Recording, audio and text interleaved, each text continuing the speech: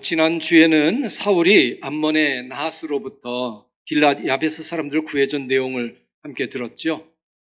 하나님의 영이 임하자 사울은 이스라엘 사람들을 소집을 해서 암몬을 쳐들어갔습니다. 그래서 대승을 거두었습니다. 물론 이 전쟁은 사울과 이스라엘 백성이 힘을 합쳐 한 것이지만 사실은 하나님께서 사울과 함께 하셨기 때문에 전쟁에서 승리할 수 있었던 겁니다.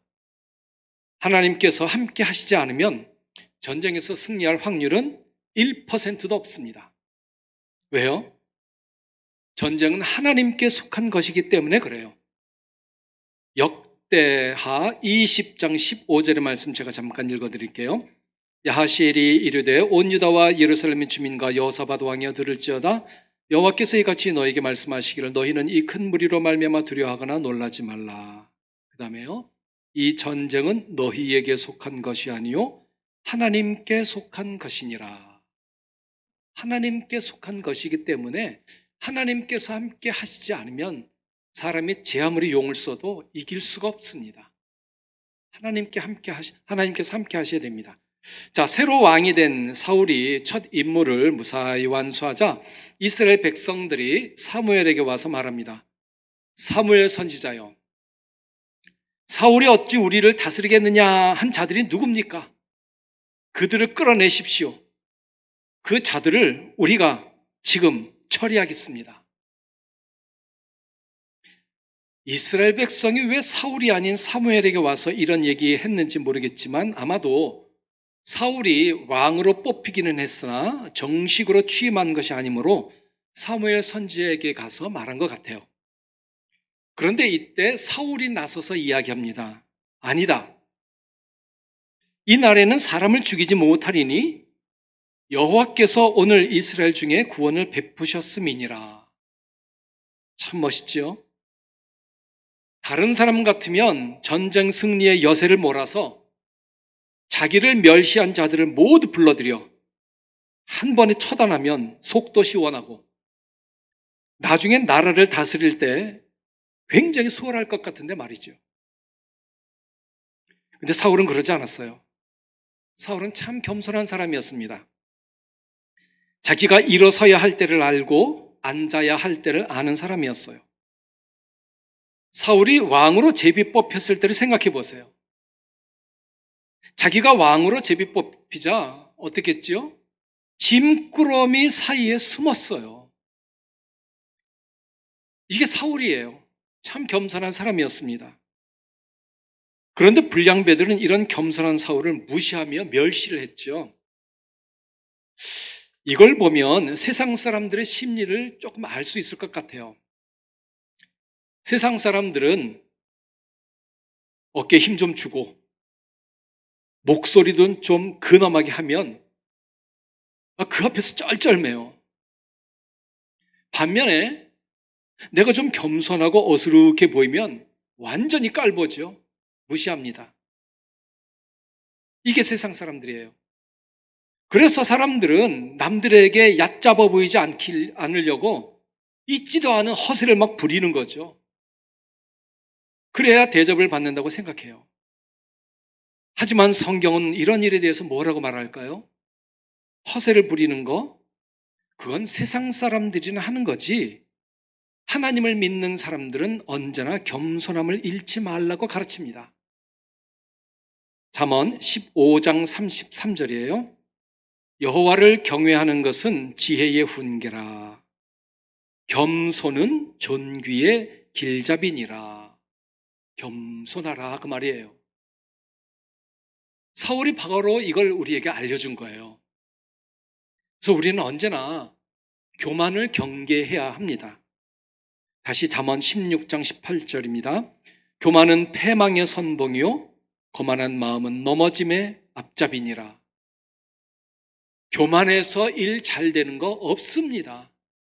잘 될 것 같지만 절대 그렇지 않아요. 겸손해야 하나님께서 일을 이루어 주시는 겁니다. 자, 사울을 보세요. 불량배들이 이 사울을 멸시할 때 사울이 어떻게 했어요? 잠잠했어요. 못 들은 척 했어요. 하나님께서 사울의 이런 겸손한 마음을 보시고 기뻐하셨죠. 그래서 하나님은 암몬과의 전쟁에서 이스라엘에게 큰 승리를 가져다 주셨던 거예요. 사울이 잘한 게 또 하나 있어요. 그건 사울이 마음속으로 앙심을 품지 않았다는 거예요. 사울이 왕으로 뽑혔을 때에 불량배들이 멸시를 했죠. 근데 이제 전쟁에서 완벽한 승리를 거뒀어요. 자, 그러면 불량배들 어떤 처지에 있을까요? 가슴이 조마조마할 겁니다. 설상가성으로 전쟁이 끝나자마자 이스라엘 사람들이 모여서 그 사울을 멸시한 불량배들 다 죽이자, 이런 얘기가 나왔을 때 그 불량배들 어땠을까요? 얼굴이 파랗게 질리고 간담이 다 녹고 정신이 혼미했을 겁니다. 우리가 어쩌자고 이런 잘못된 일을 했지? 우리가 어쩌자고 사울을 그렇게 멸시했지? 아마 후회에 후회를 했을 거예요. 그런데 사울의 입에서 무슨 말이 나왔어요? 이들을 죽이지 말라. 이 한마디에 사울을 멸시한 불량배들 구사일생으로 살았습니다. 여차했다가는 목숨 잃을 뻔했죠. 하여간 사울은 겸손하기도 했지만 이렇게 또 대범하기도 했어요. 게다가 이 승리가 자기 힘으로 된 게 아니라 하나님께서 주신 승리임으로 자기가 나서지 않았어요. 사울이 관용을 베풀자 사무엘이 백성들에게 말합니다. 모여라. 우리가 길갈로 가서 나라를 새롭게 하자. 새 출발하자, 그 말입니다. 사무엘의 말에 이스라엘 모든 백성이 길갈에 모여 정식으로 사울을 왕으로 추대하고 하나님께 화목제를 드렸습니다. 그리고 사울과 이스라엘 모든 사람들이 거기서 크게 기뻐하며 하나님께 영광을 돌렸는데요. 그게 사무엘상 11장의 내용입니다. 자, 오늘 우리가 읽은 12장은 사울을 왕으로 세운 사무엘이 이제 자기의 직무를 내려놓으면서 마지막으로 이스라엘 백성들에게 고별 인사와 같은 당부의 내용이에요. 이제까지는 사무엘이 다스렸잖아요. 근데 이제 사울이 등장하게 됐습니다. 그래서 사무엘이 자기 자리에서 물러나는 거죠. 사무엘은 백성들에게 경고와 함께 권면을 하면서 가장 먼저 자신의 양심 선언을 합니다. 하나님과 사람, 그리고 자기 스스로 양심에 비춰볼 때에 나는 부끄러움이 없다, 청렴결백하다라는 점을 밝혀요. 자기가 자신이 있으니까 이런 말을 하는 거죠. 그죠?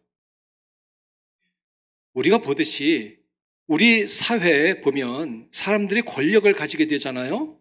그때부터 자기를 다스리질 못해요. 수많은 부정과 불의를 행합니다. 이게 타락한 인간의 본성이에요. 그러나 사무엘은 그러지 않았어요. 그는 마음만 먹으면 얼마든지 자기 뜻대로 자기 마음대로 할 수 있는 권력이 있었지만 하나님의 뜻에 따라 정직하게 백성들을 다스렸습니다. 사무엘이 이렇게 행할 수 있었던 것은 그가 하나님을 두려워하는 신앙을 가졌기 때문에 그래요. 저는 우리나라에 이런 사람들이 참 많았으면 좋겠어요. 하나님을 두려워하는 사람. 본문 1절에 사무엘이 이스라엘 백성들에게 말합니다. 봐라, 너희가 내게 한 말을 내가 다 듣고 너희 위에 왕을 세웠다. 이제 왕이 너희 앞에 있다. 그리고 나는 늙어서 머리가 휘어지고 내 아들들이 너희와 함께 있는데 내가 어려서부터 오늘까지 너희 앞에 있으면서 하나님 앞과 그의 기름 부음을 받은 자 앞에서 이제 내게 대하여 할 말이 있으면 해보아라. 내가 누구의 소를 빼앗았느냐? 누구의 나귀를 빼앗았느냐? 누구를 속였느냐? 누구를 압제했느냐? 내 눈을 흐리게 하는 뇌물을 누구의 손에서 받았느냐? 만일 그런 일이 있다면 지금 나에게 얘기해라. 내가 다 갚으마. 그러자 백성들이 말합니다. 아닙니다. 당신이 우리를 속이거나 압제한 일이 없었습니다. 누구의 손에서 빼앗은 것도 없었습니다.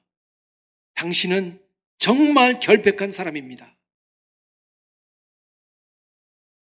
백성들부터 결백하다는 인정을 받은 사무엘은 이제 본격적으로 왕을 요구한 백성들이 얼마나 잘못된 요구를 했는지에 대해 말합니다. 그게 6절에서 12절이에요. 야곱이 흉년을 피해서 애굽으로 들어갔지요. 그래서 애굽에서 해방받아서 가나안 땅에 다시 정착할 때까지 하나님께서는 수많은 이적을 보여주셨어요. 그리고 이스라엘 백성들을 인도해 주셨습니다. 하지만 이스라엘 백성들은 자기들이 어려움에 빠질 때만 하나님을 찾았을 뿐 대부분은 하나님을 잊고 지냈어요. 뿐만이 아닙니다. 어떤 때는 하나님을 대적을 했죠. 하나님을 시험을 했어요. 그때마다 하나님은 그들에게 어려움을 주시고 이스라엘 백성들이 돌아오기를 기다리셨습니다. 그런데 이번에는 이스라엘 백성이 하나님께서 친히 다스리심을 거부하고 다른 나라들처럼 우리에게도 왕이 있어야 됩니다. 그러면서 왕을 요구하기까지 했어요. 그런데 하나님은 이들의 요구도 들어주셨어요. 사울을 왕으로 세우셨잖아요. 사실 하나님께서 이스라엘 백성들의 요구를 반드시 들어주셔야 할 의무는 없습니다. 그러나 그들의 요구를 들어주신 이유는 하나님 대신에 사람을 왕으로 세운 일이 얼마나 어리석은 일인지를 보여주시고 하나님만 의지하기를 바라는 마음이 있기 때문에 하나님께서 허용을 하신 거예요. 왕을 허용하신 거예요. 그런데 이스라엘 백성들이 그런 하나님의 마음을 알 수 있을까요? 모르지요. 하나님의 마음을 알 리가 없습니다. 그래서 사무엘 선지자는 이스라엘 백성이 왕을 구한 일이 하나님께서 원하신 일이 아님을 다시 한번 분명히 말하면서 경고를 합니다. 너희가 만일 여호와를 경외하여 그를 섬기며 그의 목소리를 듣고 여호와의 명령을 거역하지 아니하면, 그리고 너희와 너희 다스리는 왕이 너희 하나님의 여호와를 따르면 좋겠지만, 너희가 만일 여호와의 목소리를 듣지 않고 여호와의 명령을 거역하면 여호와의 손이 너희의 조상들을 치신 것 같이 너희들을 치실 것이다. 하나님의 명령을 거역하지 말아라 말이에요. 왕도 마찬가지다. 왕도 하나님의 명령을 거역하지 말아라. 만일 하나님의 명령을 거역하면 하나님은 반드시 너희들을 치실 것이다. 무서운 말씀이죠. 사무엘이 이렇게 말했을 때 이스라엘 백성들은 사무엘의 말에 반신반의했을 거예요. 왜냐? 사울이 왕으로 뽑히고 정식으로 취임식을 가졌지만 실제로 사울이 자기들을 다스리는 일은 거의 없었으니까요. 이제 출발하기 시작하는 거니까요. 그래서 자기들이 왕을 요구한 일이 얼마나 어리석은 일인지를 아직은 몰랐던 거예요. 그래서 사무엘은 이스라엘 백성에게 하나님의 말씀에서 벗어난 생활이 얼마나 무서운지를 미리 맛배기로 보여주셔요. 그게 뭐냐? 마른 하늘에 우레와 비를 내린 겁니다. 그제야 이스라엘 백성들은 자기들이 얼마나 무서운 죄를 지었는지 그때 깨달았어요. 우리가 너무 잘못했구나. 우리가 왕을 요구하는 게 아닌데 우리가 어쩌자고 왕을 요구했지? 이러면서 겁이 벌컥 나서 하나님께 그제서야 용서를 구합니다. 사무엘에게 뭐라고 그래요? 당신의 종들을 위하여 당신의 하나님 여호와께 기도하여 우리가 죽지 않게 해주세요. 우리가 우리의 모든 죄에 왕을 구하는 악을 더하였나이다. 이제야 깨달아요. 참 어리석지요. 그러면 그래, 왕 취임한 거 취소, 왕 없다, 그러면 될 텐데 하나님께서 취소하지 않으셨어요. 오히려 하나님께서 이스라엘 백성을 향하신 사랑을 드러내 주세요. 비록 이스라엘 백성이 하나님의 뜻을 어기고 왕을 구하는 죄를 지었지만 하나님을 섬기는 마음을 버리지 않으면 하나님께서 너희들 기뻐하시리라 라는 위로의 말씀을 주세요. 이게 하나님의 사랑이에요. 얼마나 나쁜 죄를 지었는지 하나님께서 그 자리에서 모두 다 처단해 주시면 좋겠지만 그들의 죄를 용서해 주시고 오히려 사랑을 베풀어 주세요. 우리의 삶을 보면 그래요. 우리가 하나님의 말씀을 어기고 내 마음대로 살아가죠. 그러다가 큰 실패를 당해요. 그때야 비로소 우리는 하나님께 얼마나 무서운 죄를 지었는지 깨달아요.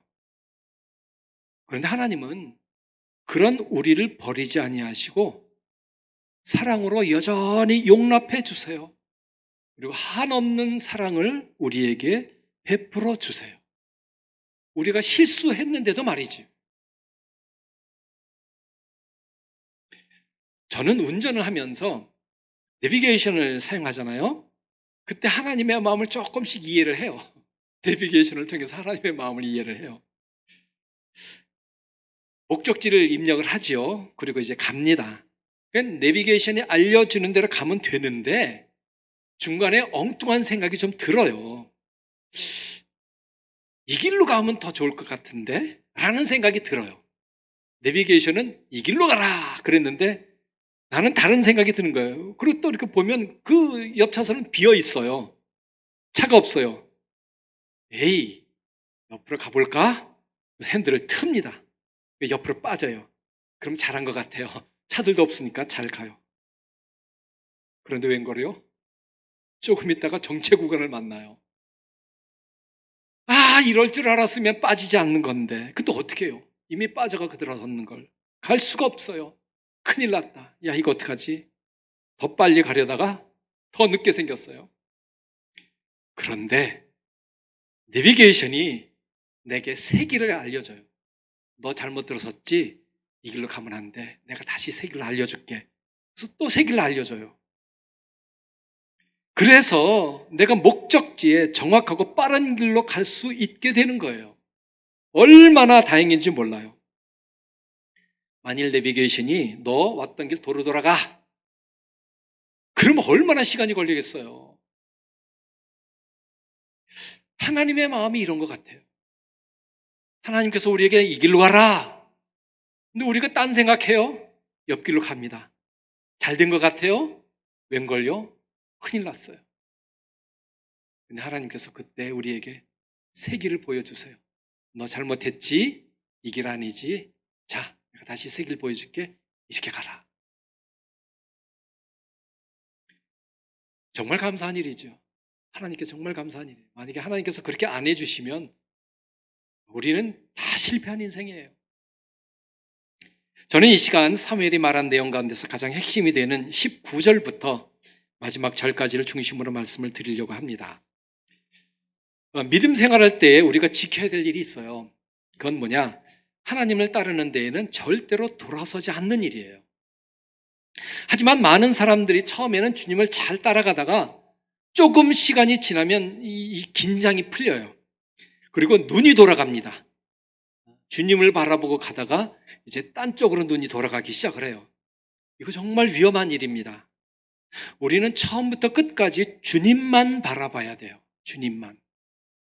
그럼 주님만 바라본다는 게 어떤 거예요? 내 마음을 다하여 하나님을 섬기는 거예요. 즉, 내 관심을 하나님께만 향하는 거예요. 근데 여기에는 내 노력이 필요해요. 우리가 믿음 생활할 때에 내 노력 없이 저절로 하나님 섬기는 일 없습니다. 잘 들으세요. 내 노력 없이 저절로 하나님 섬기는 일 없다고요. 물론 우리의 구원은 우리의 노력으로 이루어지는 게 아니에요. 이건 전적으로 하나님의 은혜예요. 무조건적인 은혜예요.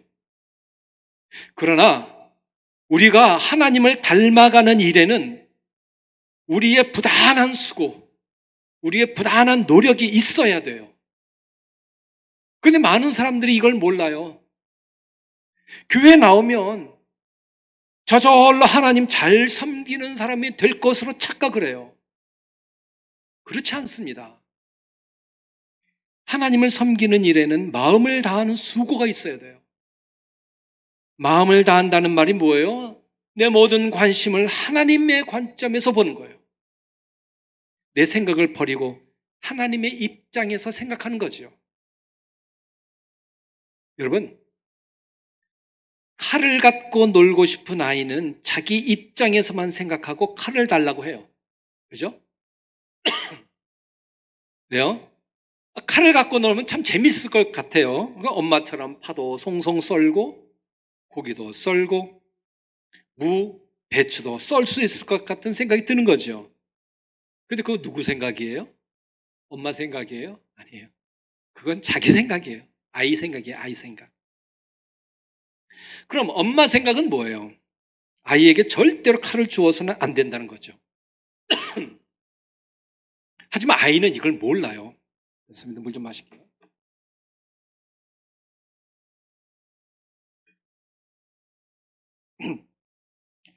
왜 엄마가 자기에게 칼을 안 주냐며 웁니다. 엄마가 달래죠. 야, 이거 위험해. 안 돼. 그래도 듣지 않아요? 고집을 부려요? 그러면 어떻게 돼요? 네, 맞아요. 우리도 똑같습니다. 마음을 다하여 하나님을 섬기는 것은 내가 기분 좋을 때뿐만이 아니라 그렇지 않을 때도 변함없이 하나님을 섬기는 겁니다. 즉, 하나님의 입장에서 늘 생각하는 거예요. 하나님의 입장에서. 그게 마음을 다하여 하나님을 섬기는 거예요. 우리가 그렇게 하면 하나님께서 어떤 반응을 보이실까요? 자기 백성을 버리시지 않겠다 하십니다. 아니, 버리시지 못하시는 거죠. 하나님께서 우리를 버리시지는 못해요. 왜 그렇죠? 하나님의 크신 이름 때문에. 애굽을 나온 이스라엘 백성들이 광야에서 얼마나 많은 죄를 저질렀어요? 그때마다 하나님께서 다 쓸어버리시려고 하셨어요. 근데 모세가 늘 중간에 서서 기도하죠. 하나님, 용서해 주세요. 용서해 주세요. 그러면서 모세가 기도하는 게 그겁니다. 하나님의 영광이 가려지지 않도록 이 백성을 살려주세요. 하나님의 이름에 먹칠이 되지 않도록 이 백성을 살려주세요. 하나님께서 크신 권능으로 이스라엘 백성들을 애굽에서 이끌어내셨는데 광야에서 다 죽게 되면 하나님의 이름이 뭐가 되는 거예요? 하나님의 영광이 뭐가 되는 거예요? 그래서 하나님의 영광 때문에, 하나님의 이름 때문에 살려달라는 거죠. 버리지 말라는 거예요. 여호수아 때도 마찬가지입니다. 이스라엘 백성이 여리고성을 점령한 뒤에 아이성을 점령하려고 했는데 실패했죠. 그때 여호수아가 하나님 앞에 엎드려서 티끌을 뒤집어 쓰면서 기도합니다. 이게 여호수아 7장 7절에서 9절에 나옵니다. 하나님, 우리가 여리고를 무너뜨렸지만 이 작은 성 아이를 점령하지 못하고 전쟁에 실패했습니다. 우리를 여기까지 인도해 주셨는데 이제 우리가 전쟁에서 졌으니 어떻게 하면 좋겠습니까? 그 다음에 뭐라고 그래요? 주의 크신 이름을 위하여 어떻게 하시려 하나이까? 주의 크신 이름을 위하여. 예레미야 14장 21절에도 이런 말씀이 있습니다. 주의 이름을 위하여 우리를 미워하지 마옵소서. 주의 영광의 보좌를 욕되게 마옵소서. 주께서 우리와 세우신 언약을 기억하시고 패하지 마옵소서. 하나님의 이름, 하나님의 영광 때문에 하나님은 자기 백성을 버리실 수가 없어요. 만일 버리신다면 그건 하나님의 이름에 먹칠이 가는 거죠. 그래서 하나님은 우리를 끝까지 붙드시는 거예요. 우리가 그렇게 말썽을 부려도, 우리가 그렇게 죄를 지어도 하나님은 우리를 버리시질 않아요. 이럴 때는 아멘이 나와야 되는 건데 아멘이 안 나오네요. 하나님은 절대로 우리를 버리시지 않아요. 이게 우리에게 얼마나 큰 위로와 용기가 되는지 몰라요. 우리가 이스라엘 백성처럼 수많은 죄를 짓지만 그럼에도 불구하고 하나님은 그 이름 때문에 우리를 놓지 아니하시고 하늘나라까지 이끌어 가시니 정말 감사한 일이죠. 근데 이제 문제가 있어요. 이스라엘 백성이 마음을 다하여 오직 하나님만 섬기려고 해도 그게 생각처럼 쉽지가 않은 거예요. 그래서 기도의 동역자가 필요한 거예요. 사무엘은 이스라엘 백성을 위해서 내가 기도하겠다, 기도의 동역자로 자처하며 약속을 합니다. 그런데 어떻게 기도해요? 기도하기를 쉬는 죄를 범하지 않겠다. 김 권사님 기도하실 때도 그 얘기 나왔는데요. 기도하기를 쉬는 죄를 범치 않겠다. 그리고 선하고 의로운 길을 가르치겠다 그래요. 이스라엘 백성들을 위해서 기도하고 혹시 이스라엘 백성들이 엉뚱한 길로 나갈 때는 그 길 아니다 이러면서 바른 길로 가도록 가르치겠다는 거예요. 이걸 보면 이스라엘 백성들 참 복이 많죠? 기도의 동역자가 있으니까요. 그럼 우리는 어떤가요? 우리에게는 이런 사람 있을까요? 없을까요? 있어요. 있으니까 지금 우리가 이 자리에 있는 거예요. 우리 주위에는 나는 모르지만 나를 위해서 기도하는 사람들이 있어요. 믿으세요. 있습니다. 혹시 없다고 해도 걱정하지 마세요. 왜요?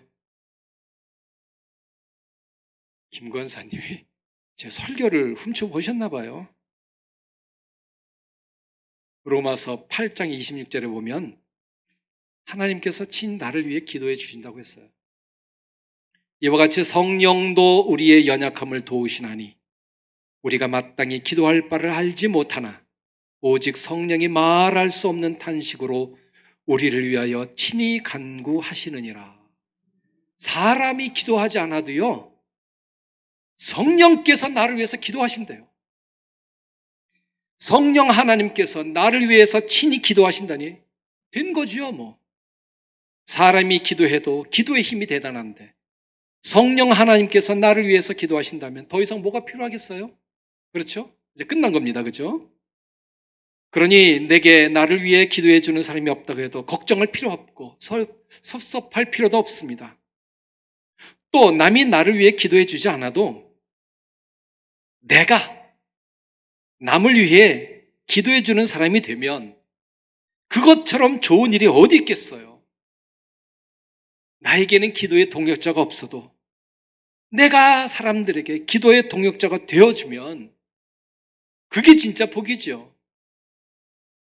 우리가 남을 위해 기도했을 때에 그 사람은 모를 수도 있지만 나중에 하늘나라 가면 다 드러날 겁니다.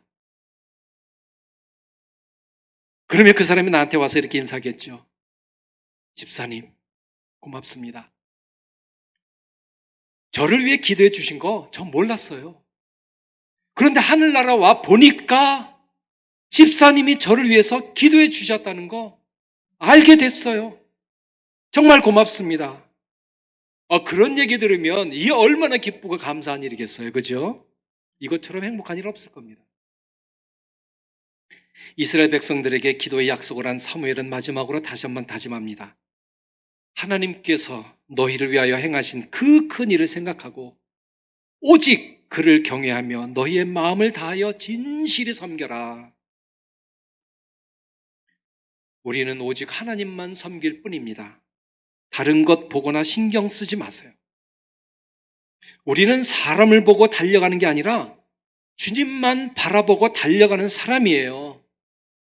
달리게 하는 사람이 목표점을 안 보고 좌우 둘러보고 뒤를 보고 달린다면 그 제대로 달릴 수 있겠어요? 못 달리죠. 달리지도 못하고 옆길로 빠지거나 아니면 엉뚱한 데 힘을 다 써서 그만 힘이 빠져서 주저앉을 겁니다. 여러분, 믿음 생활에서 옆이나 뒤 보지 마세요. 그랬다가는 사람들이 딴지 걸고 발목 잡을 수 있을 뿐만이 아니라 내가 다른 사람과 자꾸 비교를 하게 돼요. 그런데 신경 쓰면 한 발자국도 앞으로 나갈 수 없어요. 이건 믿음 생활의 큰 장애물입니다.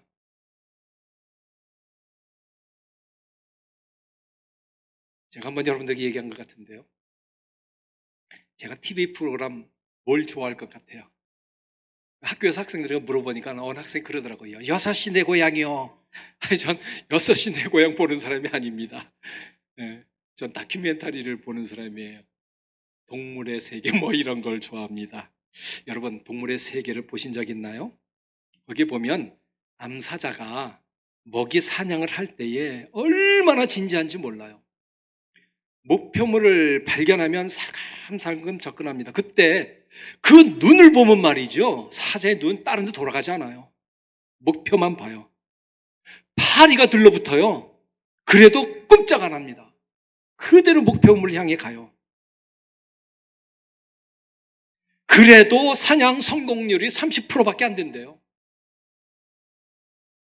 만일 사자가 말이죠, 눈에 붙은 팔이 날리려고 고개 흔들고 어흥거리고 뭐 앞발로 얼굴 문지르고 그러면 사냥 성공 못해요. 그냥 굶어 죽는 거예요. 그렇다면 우리가 하나님만 바라보며 나아갈 때 어떻게 해야겠어요? 다른 데 신경 쓰지 말고 주님만 바라봐야 합니다. 믿습니까? 믿으세요.